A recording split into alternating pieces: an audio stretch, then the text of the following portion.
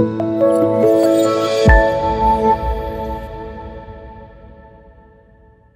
it's great to be here. Thank you so much for inviting me. It's always great to see you guys. And we got collaborators here. It made me, last night at dinner, it just reminded me how tight of a community this is here and with us in the U.S. and really around the world. So it's really great to be here to speak at this conference. And you got to make sure and invite me back. That's required. Yeah, we'll see. Depends if you stay on time. Did they give me 30 minutes? Gosh, I have like 2 hours. You sure? All right. So I'm going to talk. I have 2 talks. So I flank. Thanks for making me flank the meeting. So I'm going to start one on just look at target, kind of like the topic of where targeted therapy is, and I'll focus on ovarian cancer. But really, this is kind of more broad. As you know, cancer itself is being subdivided into a series of rare tumors, and the targets are probably more important than the site of origin. So that's kind of where it's going. And at the end, I'm going to talk about the moonshot, the U.S. moonshot that is the subject of a $2 billion investment from the government, which is a big chunk, which is expected to be matched and enhanced by industry and philanthropy. So, and I'll tell you kind of where that is going. And we're trying to align our resources with that kind of development. But it will affect us, those of you who take care of GYN cancers, because this is an opportunity to participate in really a global movement that really is about informatics. And I wish I knew more about how that part of the business worked. But we've got some very cool ways of taking data from patients and understanding disease processes and ultimately new therapy. So I'm going to talk about that. Can you move my slide? There we go. So we go back. These are my disclosures. Just as Walter mentioned, I do my primary job at Anderson is to do drug development. So I have a lot of cultivated relationships with industry to try to get drugs. I feel like one of our great successes was to get people interested in endometrial cancer. We could never get a drug company 10 years ago to do a study in endometrial cancer patients. They said, oh, they don't exist, or they're not that sick, or really there's nothing we can use to treat them. So that has wholly changed. Once we decided that we could find a way to get a drug approved, the world opened. And so I'm very excited about the insight of industry to actually do that. So I'm going to talk a little bit about current treatment approaches for targeted therapy, some new opportunities, and some of the mechanisms and study designs that we're starting to use to address these things. As you know, none of these therapies are one-shot wins, right? We got to do lots of different things. And so the topics I'll focus on today is really angiogenesis, PARP, some minimal immunotherapy, because I think you're going to get a really great lecture this afternoon on immunotherapy, a little bit about P53 and some new drug delivery. So let me start with the angiogenesis. I think this is one that we're most familiar with in terms of targeted therapy. I think, when I first got into this, angiogenesis to me was, reading the Judah Folkman studies about how tumors regressed under and expanded under the influences of cytokines in the bloodstream. I think we now know that angiogenesis is much, much different and much more complicated than we originally thought. And this is just kind of a picture of the elements. A lot of the drugs that we've been using in the days as we try to show value for these for this target is really focused on either endothelial cells, which is genomically relatively stable, or cancer cells, which are genomically unstable. And just that fact alone can help you understand how we can have these mixed effects within the tumor under those two conditions. So I just looked at ovarian cancer, and if you look here, these are 9 different trials, 5 different drugs in 4 different settings. So we have frontline and frontline maintenance, we have primary maintenance, recurrent resistant, recurrent sensitive. Bevacizumab, nintedanib, pazopanib, trevanitamab, and cediranib are the 5 drugs that have been looked at in this space. And you can see with the progression-free survival hazard ratios, every single one of these trials in the phase 3 setting have shown a benefit. Every single one of them. And if you look at the column right next to it, you can see, with the exception of the trial that is dearest to my heart, since I have I've had 4 kids and 3 grandkids while that trial's been running, is the one exception. And even then, it's a kind of a minimal exception. So the the value of the bulk of the weight of the evidence allowed this drug ultimately to get approved as the first targeted drug in ovarian cancer in 2016. As you can see, as a result of just kind of the fact that it was already out there, approved in multiple different disease types, the bulk of the evidence suggested it was going to be, that it was positive in this recurrent setting, so it was approved there. And and we expect, unlike which is available in most of the world, it'll get approved in June for frontline. So this drug will be available across the spectrum of ovarian cancer patients, and so it's a reflection of that. But I think it's not too hard to understand that this is not a one-hit wonder. And if you can see all the PFS curves for these positive trials, and these are listed, this is frontline, primary maintenance, resistant and insensitive patients. They all have this, what I call the banana effect. They all start at one point, split in the middle, and they come back together. So why does that happen? And it's a very frustrating thing because, you know, you see these patients which seem to be responding, but then ultimately, if you follow them long enough, they all kind of end up in the same point. So it's not unexpected that when you look at overall survival as a primary endpoint, that it's going to be flat, right? It's going to be the same because you're starting with that part of the curve. So I go back to that diagram and I said, well, so, you know, and we were very interested in this and trying to understand the elements that are involved in this kind of genomically unstable environment on the cancer cells and the genomically stable environment in the endothelial cells and figure out what's going on. So we looked at all of these factors, and this is a publication we had a few years ago in JCO of elements that we feel are relevant to the angiogenesis process. And so if you look at them, many of them are targetable. I mean, you can't see them because they're so small, but there are things that are targetable there, just believe me. So we went back to the lab and said, you know what, let's see if we can mimic this in the lab. And so we set up an experiment with animals with orthotopic xenografts. And we injected them, you know, the tumors into the ovaries, let them develop cancer. We treated them with an antivascular agent. And we found that there were some of these animals, just as you can see on this curve, where the tumor volume got smaller. Some of them were primary progressors. Some of them were responders and then progressors. And some of them were long-term responders.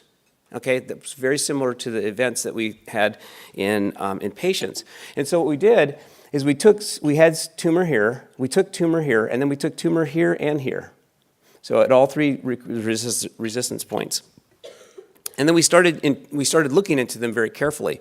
And one of the things that jumped out to us was this is a colocalization stain of CSF1R, which is a marker for a specific type of immune cell called a macrophage.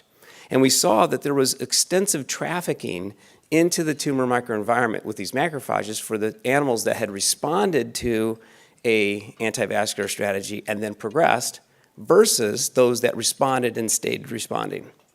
And we said, okay, that's interesting. That, you know, at the time, we didn't really have much in the way of CSF1Rs, but we knew how to target macrophages. Macrophages are the same cells that are in the bone, that tear down bone. Those are macrophages. So we thought, well, wait, maybe we can do this and use a bisphosphonate and add it to into this design so that we could actually maybe target these cells. So that was the first proposal. But then we started thinking, okay, wait a minute. There's osteonecrosis of the jaw that can happen with bisphosphonates for long term. We thought with BEV, or an antivascular therapy, that potentially could increase that toxicity. So we looked in the breast literature. We couldn't find any great examples, but I ultimately found a series from MD Anderson for which they had this kind of link of BEV and a bisphosphonate and saw that the osteonecrosis of the jaw at a year was increased by about 2%. But for me, and for many of the advocates, we felt that was problematic, and so we were designing ways to take care of that when the CSF1R inhibitors became available. And so we developed, once we were able to get this drug called emactuzumab, which is a product, this is where industry relationships are very helpful. Kathy Look, who was a GYN oncologist in Indiana, was started to work with Genentech Roche many years ago. I showed her this data and how, you know, I thought was really interesting. And she said, you know what, I think the Roche group is working on a CSF1R inhibitor that has Taxol plus or minus EMAC safety data. And so she connected me with those people. And long story short, we were able to get the drug. So we wrote a trial essentially mimicking what we did in the lab. So patients with recurrent platinum-resistant ovarian cancer otherwise fall under the U.S. indication for bevacizumab in platinum-resistant ovarian cancer. We matched those patients with paclitaxel. So all patients get paclitaxel bev. If they respond after one assessment cycle, so 2 months or two infusion cycles, and they respond, we leave them on because they're responding. They're high responders and they're responding already in one CT scan. They're already showing RECIST response. So we keep them on. The patients that have progressed by that point or before they even get to the assessment probably have some other mechanism going on. So what we were interested in, the ones who were not progressing but not responding. Those patients, if you go back to the original Aurelia data, showed that those patients ultimately did respond at a median around 3 months. So we randomized those patients who are stable after we get a biopsy, randomized them to continuation of standard of care versus the addition of the EMAC. So this trial, which is now ongoing at safety, it's still in the safety phase of the triplet, is ongoing right now. And so hopefully I'll be able to share with you in the near future, hopefully, that what the impact of this specific strategy is. But this is an example of an idea from an observation of clinical work, took it to the lab, brought it back to the clinic. And hopefully, it'll give us an opportunity to figure out a way to overcome resistance. Now, another interesting part of this angiogenesis escape process that we were interrogating and we've been working on is this EZH2 VASH1 DLL4 notch. And not all these have worked. I'd love to show you just all the ones that are positive. I have to be honest that we did a trial with DLL4 targeting that did not work. In fact, it may have caused some harm because of the effects of what DLL4 is on other parts of the body, including the heart. But recently, there's been a drug called tazemetostat, which is now available as an EZH2 inhibitor. And so if you look at this particular process, if you see, the VEGF binds to its receptor, there's increase in these transcription factors which stimulate EZH2, and its normal function is to block VASH1, which is a natural anti-angiogenesis effect, and so we see angiogenesis expansion. If we block EZH2, and what we did before we had the drug is we used siRNA to block it in the lab, and it works fairly nicely. So if you can block this, you get acceleration of VASH1, which does a natural anti-angiogenesis effect. So now EZH2 inhibitors are available, and they're being studied in phase 1. So that's another strategy that we could pursue for our patients who get exposed to bevacizumab. So just that one whole story of anti-angiogenesis in the lab, showing effect in multiple trials, approval, failures, back to the lab, now we're back in again, trying to attempt to address the emergence of adaptive response. And that's the thing I'm going to be over and over again today. The theme is how do we first identify and then overcome adaptive response? Because that's how we continue to further the potential benefits of these active treatments. So PARP inhibitors, most of you are very familiar with this. This is some work that was done. 2 papers in 2005 came out in Nature, showed the benefit of using PARP in BRCA mutant cells. Interesting. So 2005, 2007, the first trial started, and then 2014, 16, we had our first approval. Very short timeline for anybody who does drug development. So there's 2 things to learn here. One is that if the cells are missing the HR machinery, they're sensitive to PARP. On the other hand, when they don't lose the HR machinery, they're not sensitive. Okay, and that's the piece that's now becoming more relevant to us is because we now are exposing lots of patients to PARP inhibitors and realizing that they are progressing through. In the ovarian cancer paradigm, these teal boxes are essentially all the ones PARP inhibitors that are under investigation in prospective trials, and we expect to see what this box looks like in by December of this year. For 2 trials that are running there. But you can see that there are concomitant trials. GOG 3005 is a trial that's looking at this in the front line. There has been at least 1 trial, study 42 in the recurrence line. But these darker boxes are ones where they're already in the United States FDA approved. And I don't know if you saw the press release from Wednesday, that the Quadra trial, which was a niraparib single agent trial in 4th line and beyond, all comers, showed a very high response rate, and so they're going to present that at ASCO this year. So here's the summary of the data for the PARP inhibitors, so rucaparib, niraparib, and olaparib. And all you have to do is focus on this. You can see almost all of these hazard ratios are less than 0.5. Many of them are less than 0.3, which shows very strong effect of these drugs when given in platinum-sensitive patients for maintenance therapy. And because of that, we've always known that the BRCA patients identified with BRCA should be or have a prognostic advantage or a prognostic positive effect. It's now about prediction. Patients with this mutation getting the drug get a response. Patients without the mutation getting the drug generally don't get a response. That predictive nature has really caused all of the agencies now to recommend that BRCA testing be done universally. And interestingly, in the US, this is not such a big deal, but when I gave a similar type of a talk like this in Japan, they looked at me like I had two heads. It was amazing. They're like, we don't do that, nor can we do that.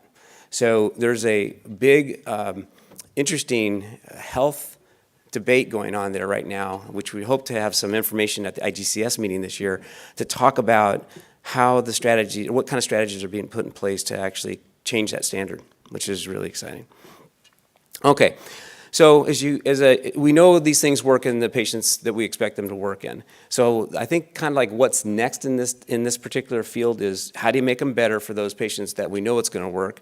What do we do when they stop working in the patients that was supposed to work in? And then are there ways that we can take everybody else and give them something to make these drugs work? So all three of those are active, and here's just a summary of what's going on right now. And I think this is where our efforts should be right now. I think we've already addressed the question about single agents. It's all about what do we do next, because in the very near future, we're going to have piles and piles of patients who've had it either as maintenance and didn't progress, got it as maintenance and did progress, got it as treatment and progressed. So all these patients are going to have prior exposure. So the PARP-naive patient, especially when frontline maintenance, if that shows up positive, we're going to have a whole bunch of patients where all these drugs, these studies I just showed you don't even apply anymore because they were all done in PARP-naive patients.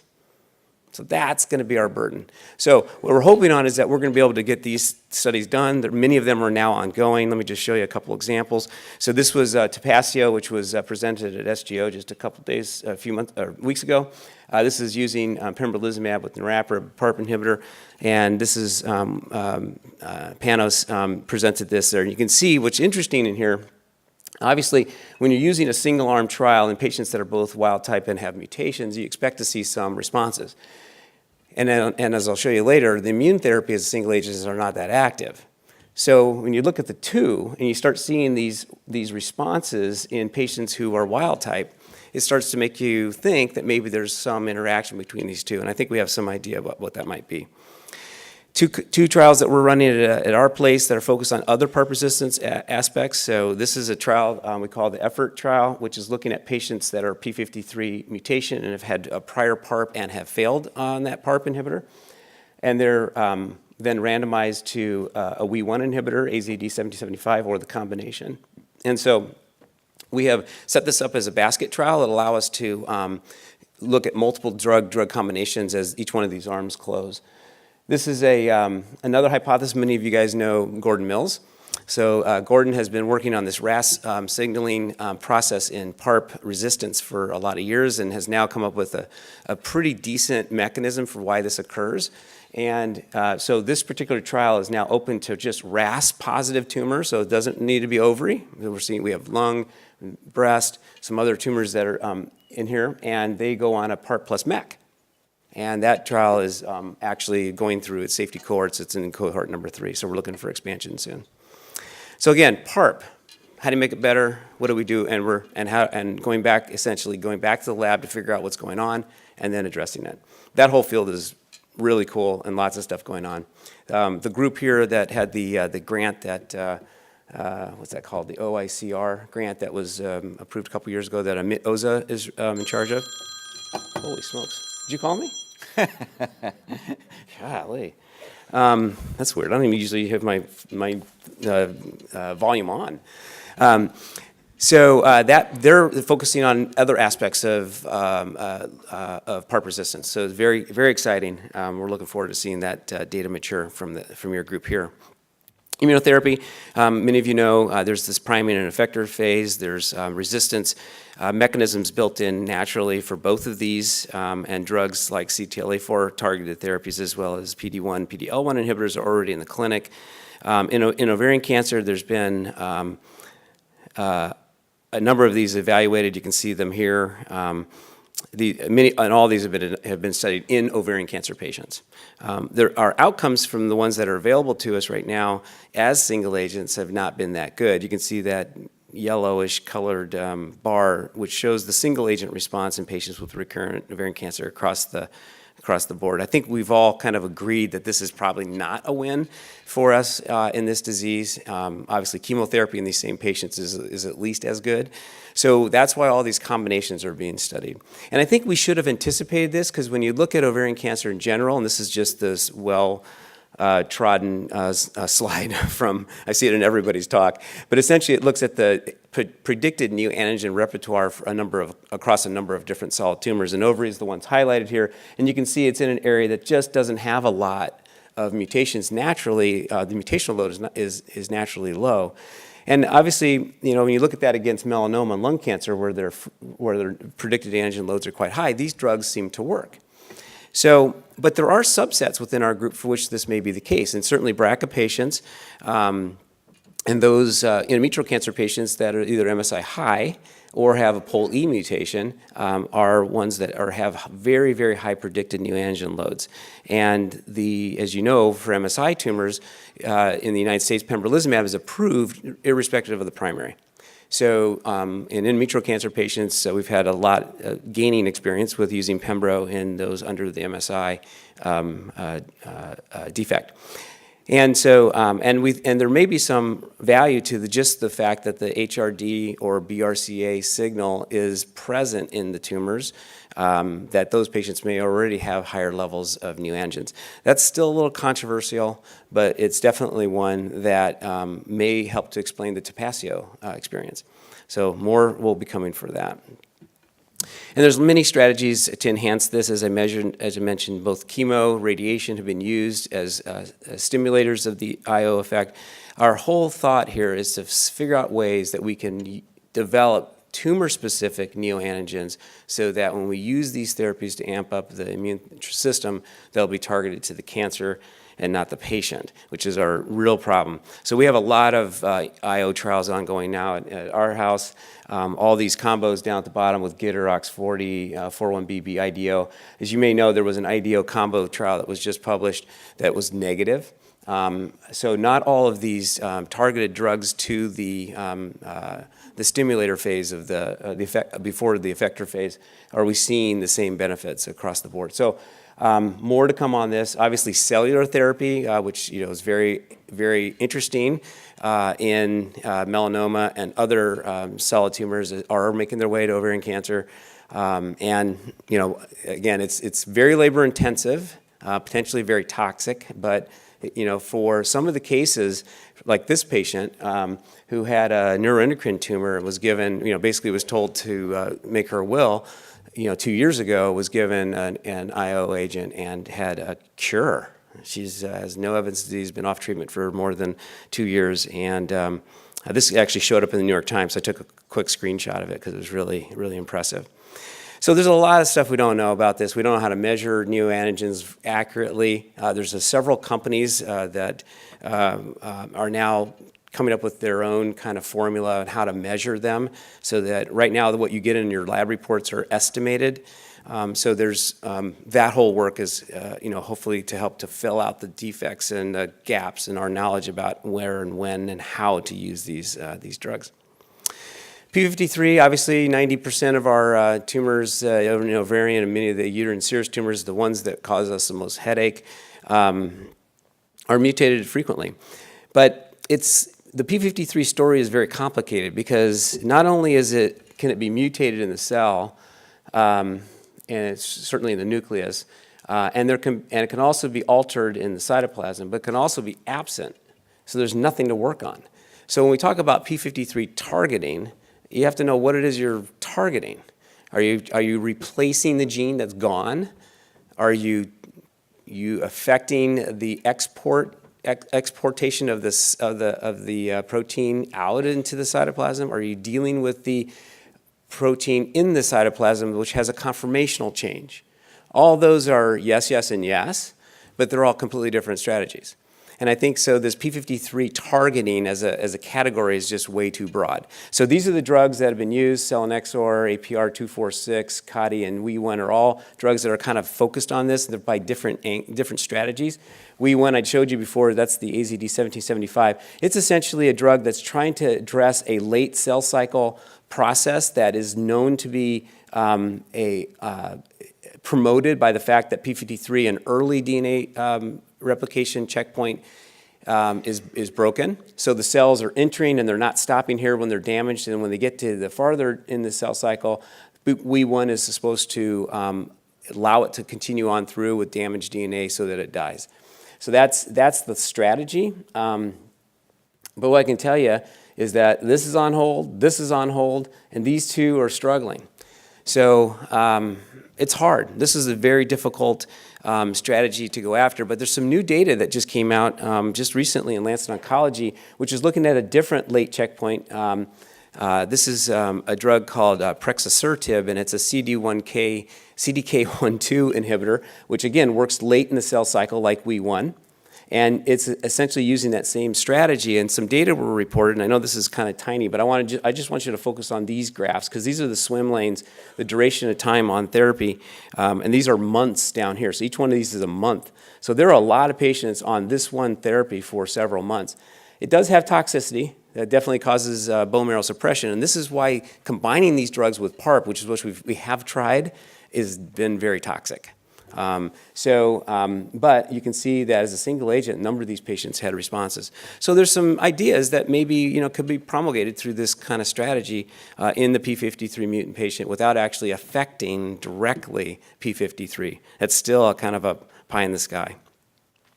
Last one I want to mention is the ADCs. You guys are probably very familiar with this. The strategy is that you attach a warhead or multiple warheads onto an antibody, and you look for a target that's frequent in cancer cells but not in regular tissues. So that's the strategy.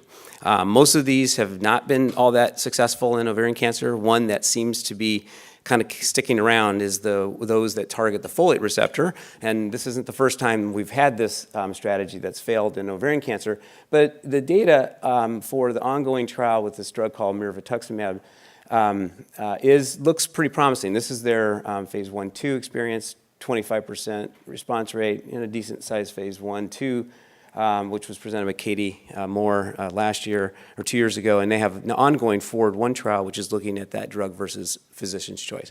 So you can see advanced cancer patients, they have to be positive, they got to be platinum resistant, and they get drug versus physician's choice.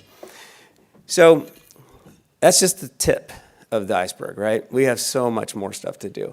And I think the point, so Hanahan updates this about every decade, and the things get smaller because the processes involved in cancer are expanding and expanding and expanding. And we're learning more and more about them. But there are targeted therapies in ovarian cancer for every single one of these boxes right now. So it's very, very active. We have a lot to hope for. The problem is that we don't have enough patients, and we're not doing our trials smart enough. And so we're trying to figure out a way to match that, to square that up. And this has obviously caught the New York Times, and there's been some multiple opinions. We have, as part of the SGO and the ACR and ASCO, have gone to FDA to talk about endpoints in ways that would allow us to do more rapid, smaller trials with opportunities for regulatory endpoints. Because if you don't have that last piece of that sentence, we don't get as strong interest from industry. They have to have an opportunity to take big risk.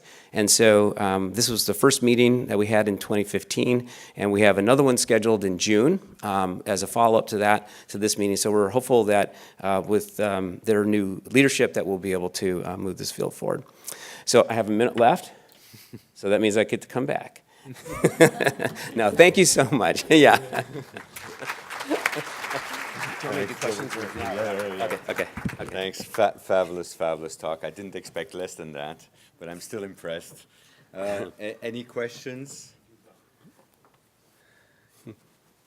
Whoa. Yeah, Michael. Yeah, I want to great talk.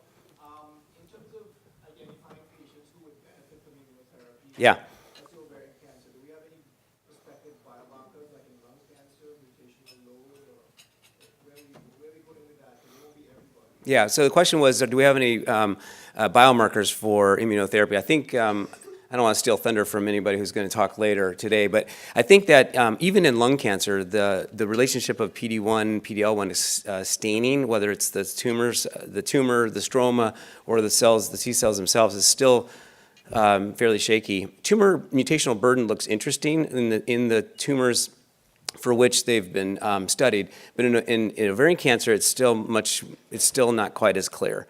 And most of these trials that we're doing are agnostic to that. Yes, sir. Thanks. Excellent talk. There's a lot of work to do. It's fantastic. Just a comment or question about the going back to angiogenesis. Yeah. That banana effect that you Yeah. mentioned. Across tumor types, you could see the same thing: PFS advantage, but no OS advantage. And one of the things bevacizumab, blocks VEGF, but the VEGF doesn't necessarily go away. So when a patient progresses on those therapies, you take the bevacizumab away, and then suddenly there's this flood of VEGF, and so Right. potentially it's the fact that this cancer is now, growing even faster now. Sure. So is there? I guess it points to bevacizumab post-progression. Yeah. I don't know if that has really been looked at, or whether that is an opportunity in the patients, because I think I love that study design, but the partial responders will eventually progress. Would that be an opportunity to study in a randomized fashion, continuing bevacizumab or adding something else to the bevacizumab in that scenario? Yeah, great question. Yeah, so there's like 5 great top things that you brought up there. So the Bev after Bev story, most of the studies that we've done have looked at the second PFS in the next line of therapy and have not shown that there's been this detrimental acceleration, although that was the concern. The second is that in 3 tumor types now, there have been studies where progression on Bev or anti-angiogenesis drugs with chemo led to the next study, which continued the Bev and just changed the chemo backbone. And in all of those trials, they essentially showed staying on Bev was better than coming off of Bev. So that Bev after Bev seems to work. The trial that's ongoing in ovarian cancer is about to report. So we'll have some ovarian cancer data to add to that list. You're right about the VEGF story. We think that what happens is that while VEGF is still around, there's the actual receptor itself undergoes methylation or some conformation where it doesn't have the same binding. What the cell does then is it just upregulates other growth factors like FGFR.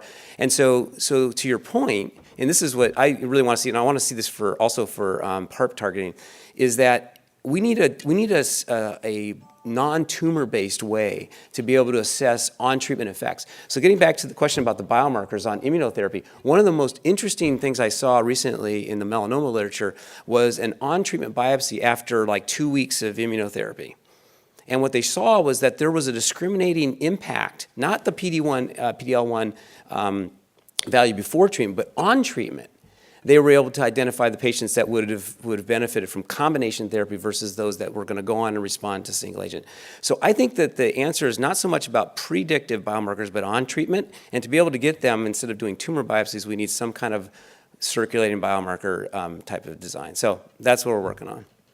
Yes, ma'am. Thank you for the talk. With all these trials that don't seem to impact much on survival, what's your feeling about HIPEC? Oh my gosh, that's a whole other argument. So first of all, the HIPEC story, it's, obviously positive trial, published in the New England Journal of Medicine. The negative trial that was also presented at ASCO at the exact same time has not been published yet. So it's a little bit of that. I think we're still trying to sort out how can that one exposure at one point in time into this long-term overall survival impact. It's especially difficult to get your hands around because we know that there's so much stuff that happens after a patient progresses, if they progress, that would affect that overall survival endpoint. It's hard to know how one event at the very, very beginning affected this whole long-term thing. The issue with overall survival for PFS is actually in ovarian cancer is a numerical issue, is a statistical problem. The probability of maintaining a PFS effect in a patient who lives, say, 2 years after progression is almost statistically, the odds are against you. It's about 20%, all things considered. And that just has to do with the math on what happens to the how you can preserve that PFS with the duration of exposure. Naturally, with time, those curves come together, and so there's a statistical problem. So you either have to have gigantic sample size, or you have to have gigantic treatment effects, and that's really the struggle. So it's hard. I don't know how to answer the HIPEC question, though. I'm still trying to get my hands around that. Great talk, Rob. Now, this is a question that's been plaguing me for a long time. Now, we've seen bevacizumab used in the first line, and we know about its anti-angiogenic effects and so forth. And so, I've preached for a long time. I said, we do these debulkings, right? Or what we've done most recently is we give neoadjuvant and then we operate on them, and we may choose to operate on them in a minimally invasive fashion. We know that when they're healing, in that first phase of healing, they have a massive influx of these growth factors, angiogenic factors. Now, why is it that we are not able to actually introduce these anti-angiogenic factors right at the beginning, shortly after surgery, if we're doing it like MIS? So it's a good question. I think that you're right. I do think there's a huge cytokine storm, and some of the tumor types, for instance, like carcinosarcoma, it's pretty relevant to their biology. Sometimes you just can't get ahead of it. I think our major issue has to do with wound healing. Although there's MIS. From the outside, all the internal stuff that you take out still has to heal. And we know from the Coleman literature that the wound disruption rates are very high if you do it within the first 4 weeks of therapy. So it's always been a kind of a struggle. With that in mind, though, we went back and designed, tried to find this was a great experiment, and Neil Sitt has done a lot of this work. I shouldn't he gets all the credit for all the preclinical work. But what he did is he went back and we took endothelial cells and tumor cells and tried to identify if there were angiogenesis factors that did not impact wound healing. And so we have 2 candidates that are now antibodies that may allow us to move that idea into the clinic. Great, thank you. Dan. Thank you. Excellent talk. I was very struck by your slide. It said, too many drugs, not enough patients. Yeah.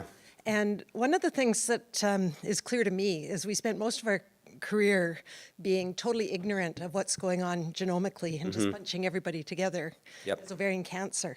That's not the reality anymore. We're learning more and more, and we're breaking the cancer off into innumerable little subgroups types.